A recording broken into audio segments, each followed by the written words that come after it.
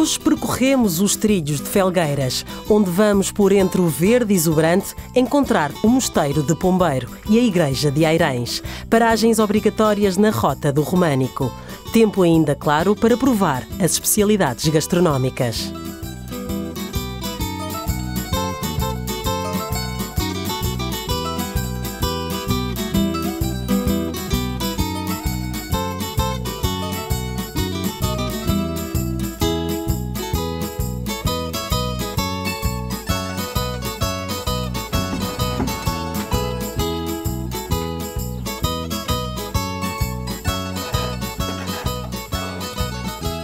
Nada como uma noite bem passada para recuperar energias. Estamos no Paço de Pombeiro, um edifício carregado de história que foi transformado em turismo de habitação. Vamos conhecê-lo melhor? O Paço de Pombeiro é composto por duas alas. Estamos na casa principal, com 3 quartos e um estilo mais conservador. E aqui fica o edifício moderno, assim integrado no espaço, onde uma torre marca a entrada de cada uma das 6 suítes, combinando com as ameias que coroam todo o espaço. Agora vou ali ingerir umas calorias, porque ouvi dizer que as vou queimar todas já a seguir, numa caminhada.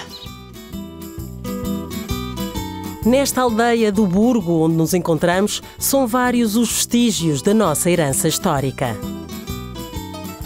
O Burgo está classificado como a aldeia de Portugal e parece transportar-nos de volta para a Idade Média. Para os amantes da natureza, em Vila Fria existe este parque campismo com capacidade para 30 tendas e muita diversão.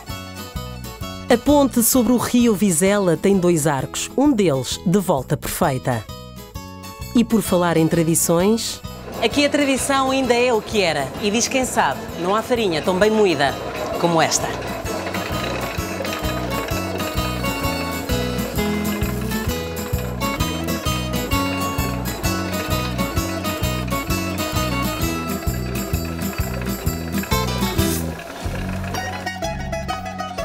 E eis-nos chegados a um dos mais importantes mosteiros beneditinos do Entredouro e Minho.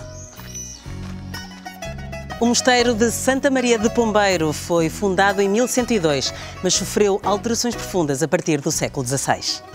Ainda assim, o estilo românico continua bem vincado nestas esculturas dos capitéis do portal principal. O edifício é composto por 3 naves. Na planta original, tanto a capela-mor como as capelas secundárias eram semicirculares, à boa maneira românica. E à boa moda de Felgueiras, ouvi dizer que aqui se come um bacalhau e uma vitela. Bem, o Sr. Fernando vai ser a minha desgraça. Meu Deus, lá se vai a minha dieta. Bom, já chega de doces. Vamos continuar a nossa rota?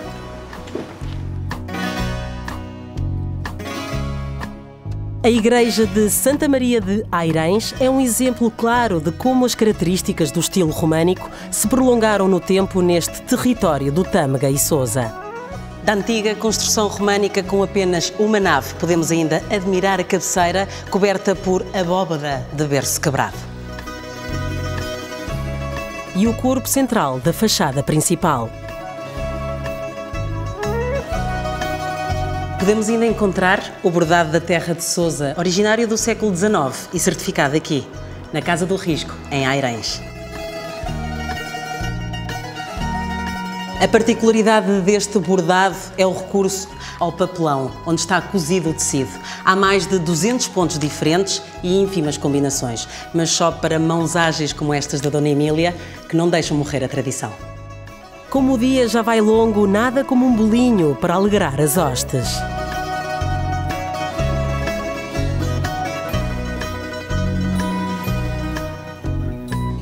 E não há melhor bolo nas redondezas do que o famoso Pão de Ló de Margaride.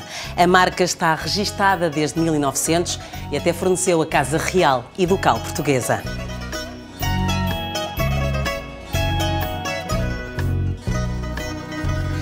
É caso para dizer que me sinto uma princesa. E você também quer provar os sabores do Tâmega e Sousa? Então fique atento e acompanhe na próxima Rota do Românico.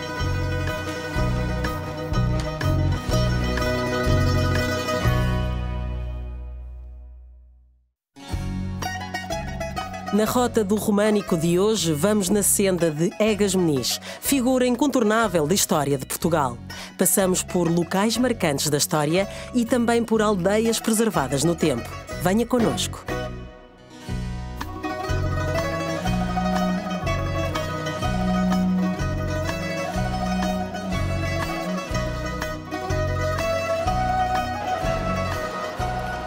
Quase que podemos ouvir o barulho das espadas e dos cavalos. Imaginem estarem à espera do comboio e, de repente, serem transportados para a Idade Média.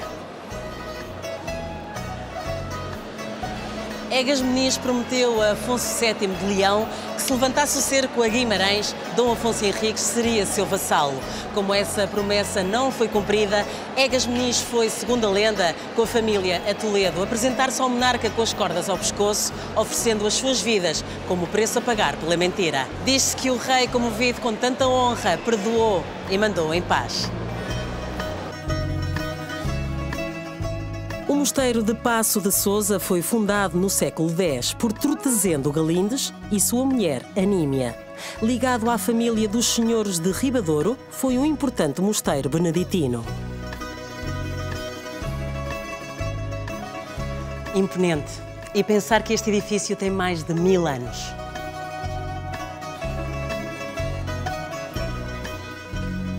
E de repente fomos transportados para os tempos de Dom Afonso Henriques. A magia deste mosteiro é enorme. Foi em Paço de Sousa que nasceu uma corrente com base na tradição pré-românica e influenciada por temas oriundos do românico de Coimbra e da Sé do Porto, dando origem ao que se designa de românico nacionalizado. E é na igreja deste mosteiro que repousa o nosso herói.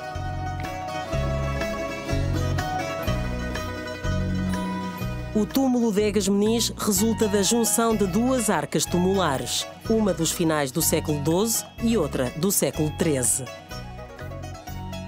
Bem perto do mosteiro fica o solar Egas Meniz. Esta casa não é um turismo de habitação, não é um turismo rural, não é um hotel.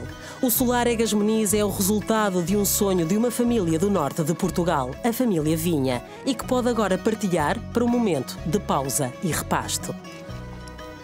Nada como fazer uma pausa antes de partirmos para mais uma aventura. Uma merenda regional vai ajudar, mas não vou abusar muito.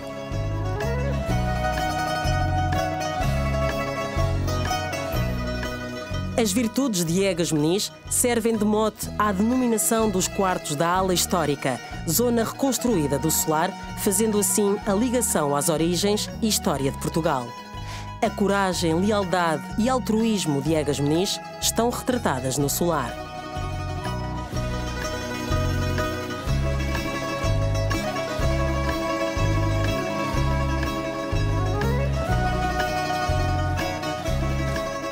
Quem diria que aqui tão perto íamos encontrar uma aldeia preservada, onde tudo está como sempre esteve. Magnífico.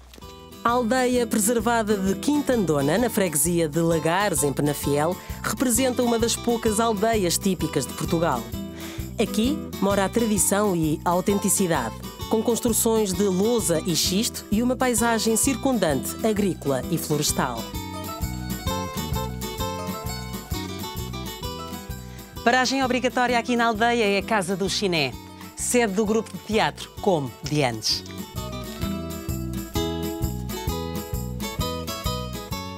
Este espaço resulta da parceria entre várias associações e entidades e visa dinamizar a cultura e o turismo na região.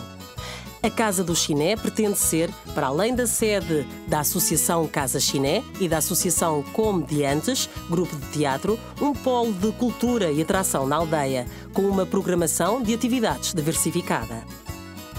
Todos os anos, no terceiro fim de semana de setembro, realiza-se a Festa do Caldo e da Música Tradicional de Quintandona, dedicada à gastronomia e atividades de natureza teatral, musical e cultural. A caminho de Paredes fica o Mosteiro de São Pedro de Sete, outro dos marcos da Rota do Românico. A fundação do Mosteiro de Sete, que a tradição atribui ao nobre Dom Gonçalo Oveques, remonta ao século X. Foi restaurado entre o final do século XIII e o princípio do século XIV, devido à iniciativa do abade Dom Estevão Anes. A igreja, apesar da reforma gótica, testemunha a longa aceitação no tempo das formas e do modo de construir românicos.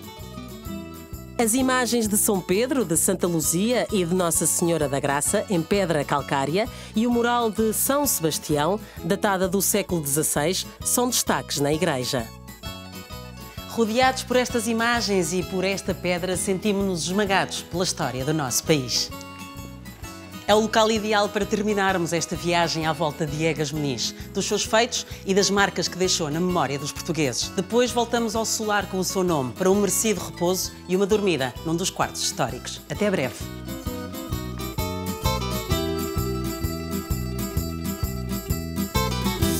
Na Rota do Românico de hoje, vamos por este rio acima à procura de lendas e de monumentos que marcam a história do nosso país. Uma viagem pontuada com doces regionais e um banho em águas milagrosas. Venha connosco!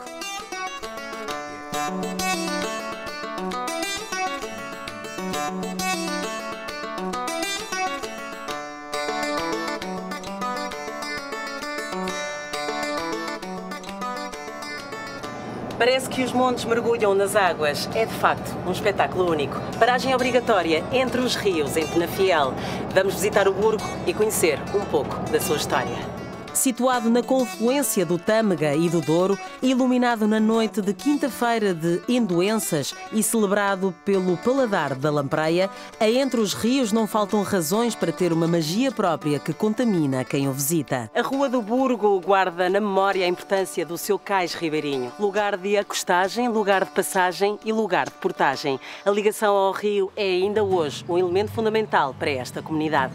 Para onde quer que olhemos, o rio está lá, a marcar a sua presença. Ali embaixo podemos ver as marcas das cheias do Douro, sinal claro que o rio é uma presença constante e, por vezes, feroz.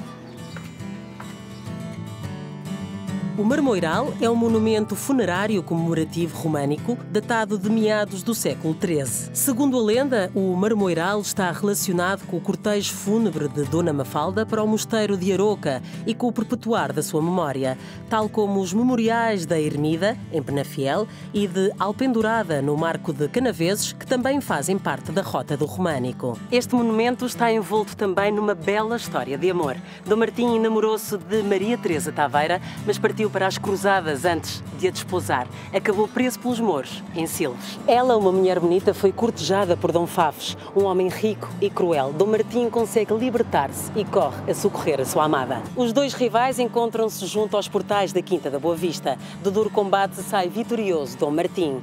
O nobre manda erguer este monumento em memória desse feito e casa com Dona Maria. Tem um filho, Santo António. Todos os anos, o pavilhão multiusos de Caldas de Aregos é palco da Festa das Cavacas, uma iniciativa do município de Rezende que pretende celebrar as suas afamadas cavacas com uma grande festa da doçaria tradicional e música popular. Oh, freguesinho, não vai meio a ratle? Ai, que são de Rezende!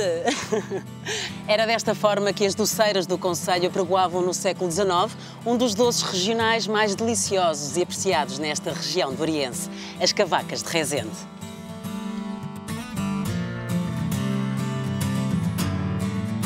Da construção românica do complexo monástico de Cárcere, apenas resta hoje, além da torre, a fresta da capela funerária dos Rezendes.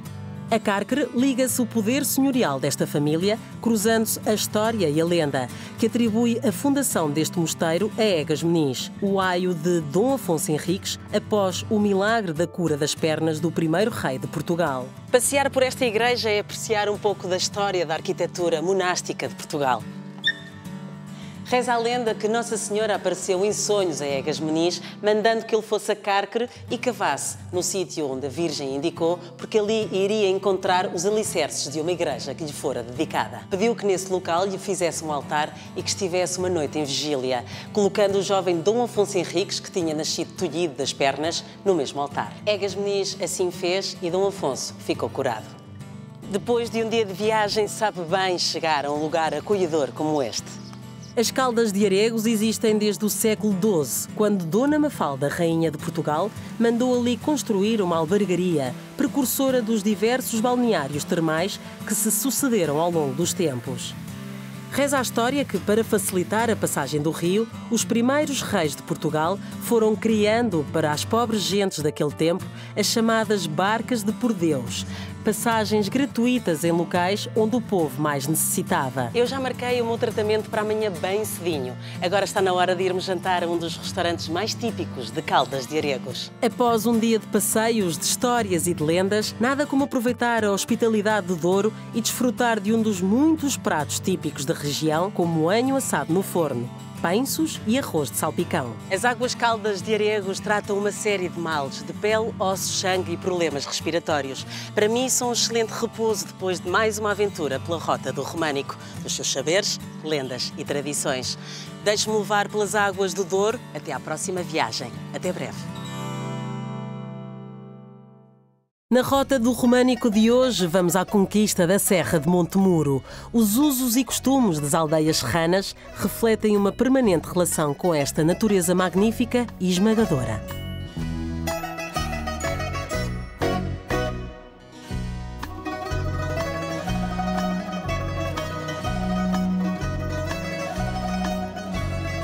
A Serra de Montemuro é a 8ª maior elevação de Portugal continental, com 1.382 metros de altitude.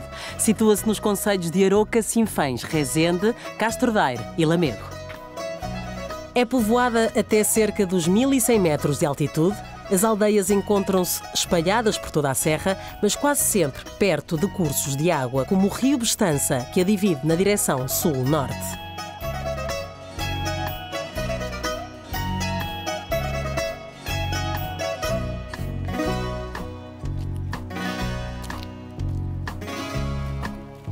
Ao passarmos por esta ponte em Rezende, somos de imediato transportados no tempo, para a Idade Média.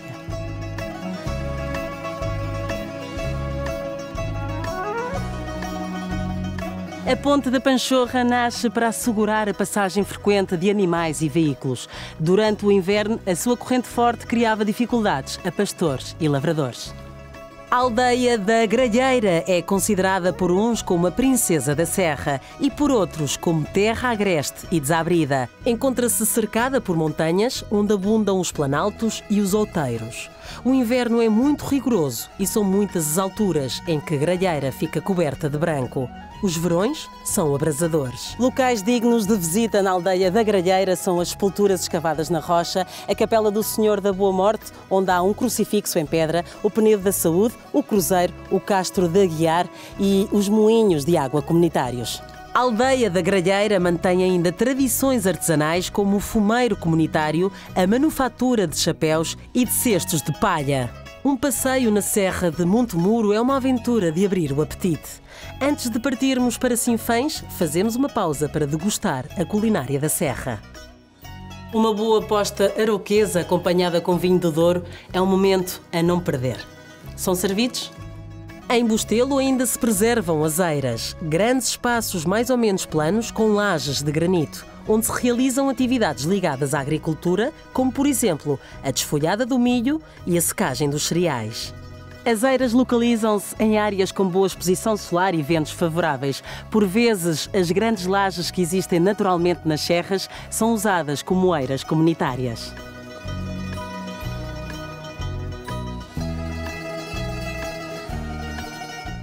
A aldeia de Alhões existe há 800 anos. Na localidade existe a Capela do Senhor do Amparo, também conhecida por Capela das Portas do Montemuro, cercada por um muro em pedra para a proteger das intempéries da serra. É uma construção curiosa, não acham?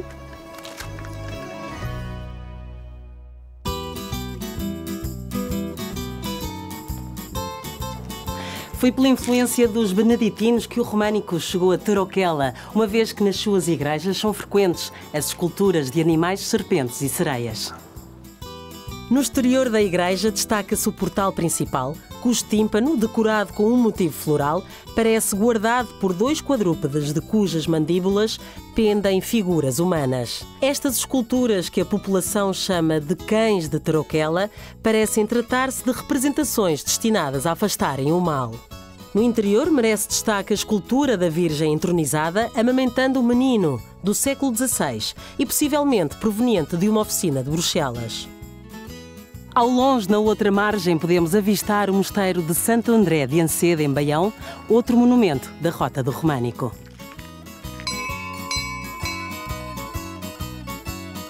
Constituída por 3 casas, a casa principal, a casa da Eira e a casa do Jardim, a Quinta de Ventosela conta ainda com uma capela, lagares, tanque, horta, uma fonte com água pura e piscina. Situada a poucos quilómetros da vila de Sinfãs, a Quinta dispõe de vários espaços de lazer, onde a privacidade e o bem-estar são valores predominantes. Depois de um dia a desbravar a serra e a conhecer as aldeias que nela existem, nada como fazer uma pausa para um jantar e uma noite no meio da natureza bravia serrana, para conhecer verdadeiramente a serra e as suas gentes. Até breve.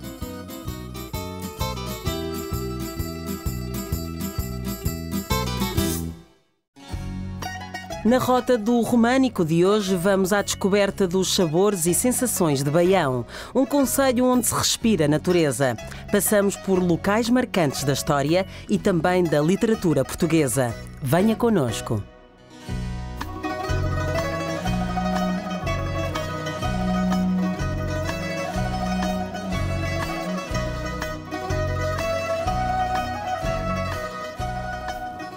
Digam lá que esta vista não transmite uma sensação de paz incrível. Estamos na Serra da Aboboreira, aquele que é considerado por muitos o último bastião selvagem do distrito do Porto. Em algumas zonas, a serra eleva-se aos 1000 metros de altitude. Aqui em cima sente-se essa imponência da natureza e também o peso da história. Este é um dolmen, é um monumento funerário feito com pedras grandes sobrepostas na vertical. Foi construído, imagine, no período neolítico, ou seja, há mais de 7000 anos.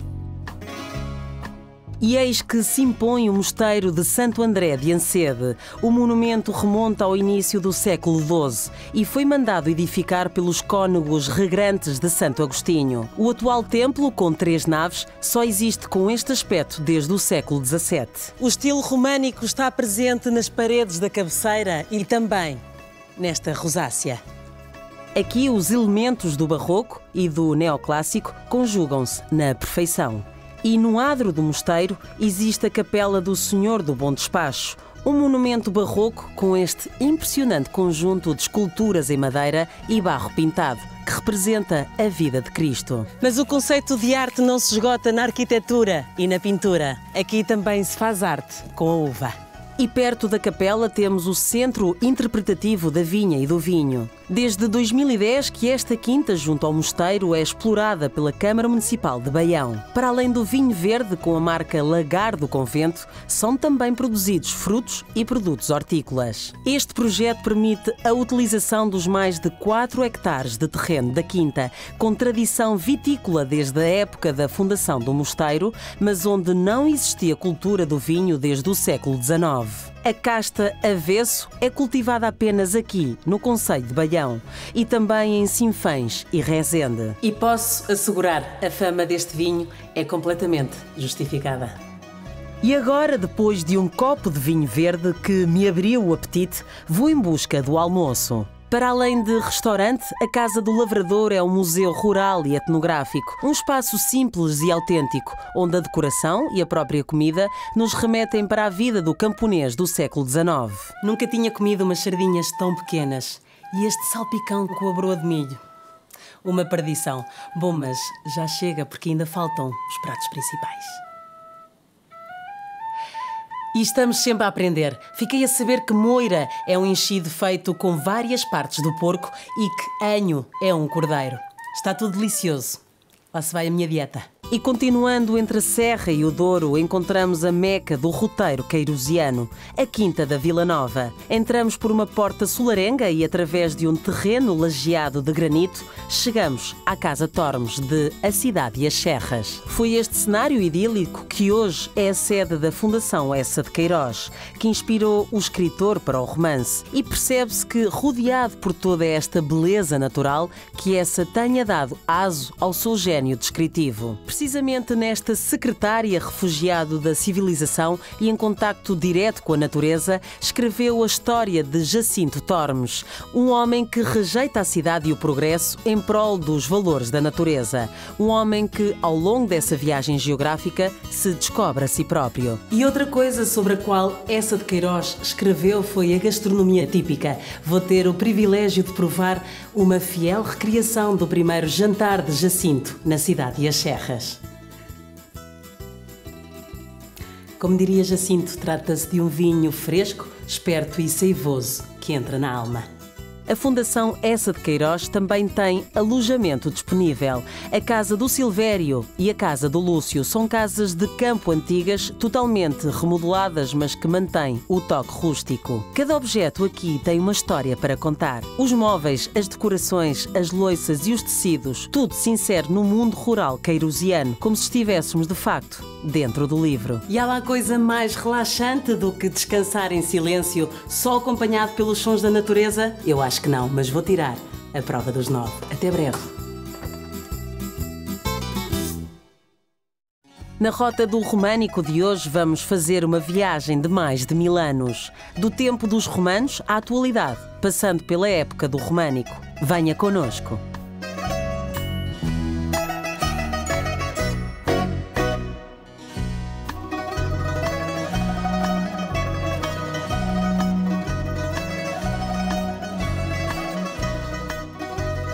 Recuamos até ao tempo em que os romanos habitavam a Península Ibérica para visitarmos uma das mais interessantes e valiosas antigas cidades romanas do nosso país. A estrutura castrejo-romana, criada em Tongóbriga pelo imperador Augusto, amadureceu política, administrativa e economicamente, resultando daí a instalação de uma cidade. No final do século I, início do século II, Tongóbriga surge como civitas, com preponderância sobre a região envolvente. A construção das termas no final do século I, do Fórum na primeira metade do século II e de mais edifícios públicos identificados corresponde ao objetivo de dotar este centro urbano de equipamentos coletivos que, pela sua monumentalidade e riqueza arquitetónica, impusessem Tongóbriga como centro de atração e decisão. Comer um bacalhau à Tongóbriga e sentir uma grande cidade de outros tempos é uma experiência única.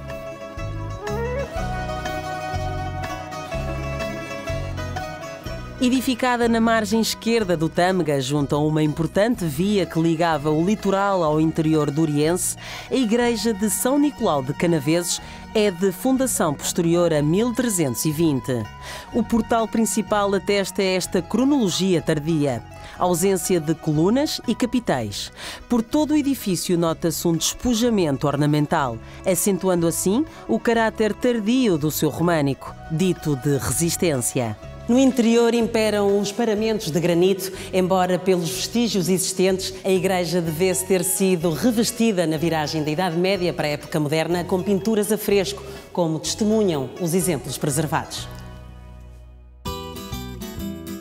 Edificada na margem direita do Tâmega, à entrada da desaparecida ponte de Canaveses, a igreja de Sobretâmega é de fundação posterior a 1320 e parece substituir um outro templo, cujo orágo era São Pedro.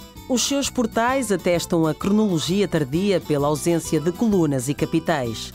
No portal principal, as míssulas ornadas com pérolas evidenciam a permanência de um motivo românico, com grande acolhimento nas bacias do Tâmega e Douro. Segundo a lenda, a imagem de Nossa Senhora apareceu por baixo da ponte sobre o rio Tâmega. A população local colocou a referida imagem numa capelinha muito luminosa e cheia de flores. Mas a capelinha ficava num sítio ermo e triste. Pelo que parece, Nossa Senhora não gostou do local e fugiu dali, voltando para junto do rio. Por 3 vezes foi recolhida à igreja e por 3 vezes fugiu dali. Quando a Beata Mafalda foi informada destes milagres, mandou que no sítio predileto de Nossa Senhora fosse erguido um templo junto ao rio e nele fosse recolhida a imagem. Carmen Miranda nasceu em Aliviada, uma aldeia do Marco de Canaveses, mas passou grande parte da sua vida do outro lado do Atlântico, entre o Brasil e os Estados Unidos. Com pouco mais de 20 anos, Carmen Miranda era já uma vedeta no Brasil, tanto na música como no cinema, chamando a atenção de Hollywood, onde chegou a ser uma das atrizes mais bem pagas. Neste museu quase que se consegue sentir a presença de Carmen Miranda. É excelente para ficarmos a conhecer melhor a rainha do Chico Chico, no Fubá. O projeto para a Igreja de Santa Maria, do Marco de Canaveses, foi encomendado em 1990 ao arquiteto Álvaro Cisa Vieira. No edifício, que foi inaugurado em 1996, destacam-se os elementos de natureza panorâmica, as linhas sóbrias e a verticalidade da fachada. O antigo e o moderno em perfeita comunhão. Uma característica de Marco de Canaveses que vale a pena visitar. É fantástico, não acham?